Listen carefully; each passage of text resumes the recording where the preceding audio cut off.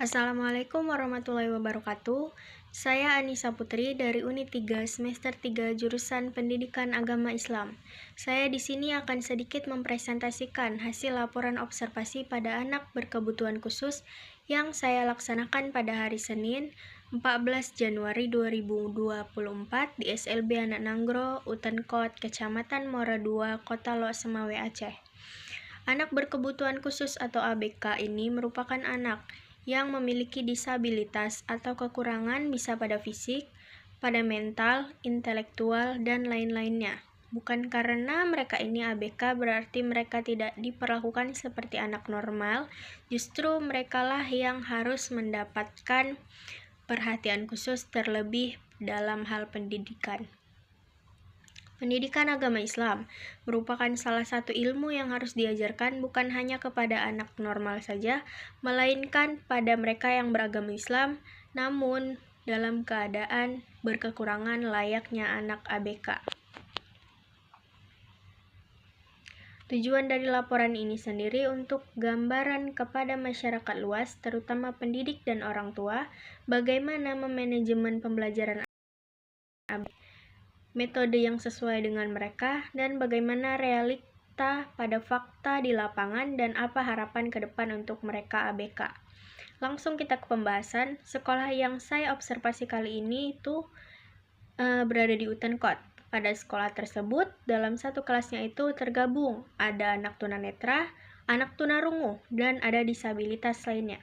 Mereka hanya menggunakan pembatas berupa triplek. Saya memilih tunanetra atau yang mengalami gangguan penglihatan. Saya melakukan pembelajaran yang bersifat individu dengan satu anak tunanetra saja. Di sini saya menggunakan metode multimodal yang menggabungkan beberapa model pembelajaran ke dalamnya. Saya menggunakan alat peraga yang bisa diraba atau 3D, lalu ada penjelasan lisan dan audio visual. Dari metode tersebut, saya berharap saya bisa mengajarkan dengan baik anak tunanetra ini. Saya mengajarkan mengenai Al-Quran beserta artinya dan makna di balik ayat Al-Quran itu. Sudah pasti saya menggunakan Al-Quran. Tujuan dari pembelajaran ini adalah agar anak tunanetra tersebut mampu memahami lebih dalam mengenai Al-Quran. Pada awal pembelajaran, saya sedikit bertanya sejauh mana siswa ini itu paham mengenai Al-Quran.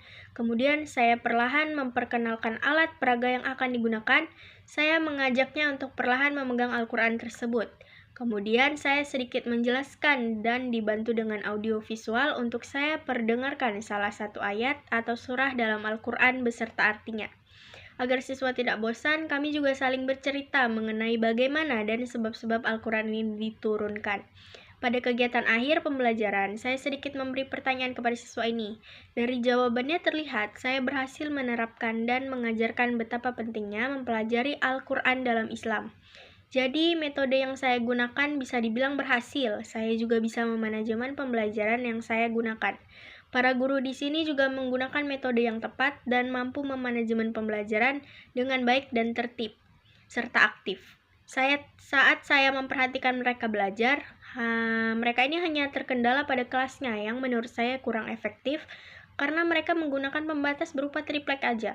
Jadi harapannya semoga kedepannya komunitas yang mendukung pendidikan bagi ABK ini terus memperhatikan dan memperbaiki sekolah-sekolah yang berkebutuhan khusus dimanapun.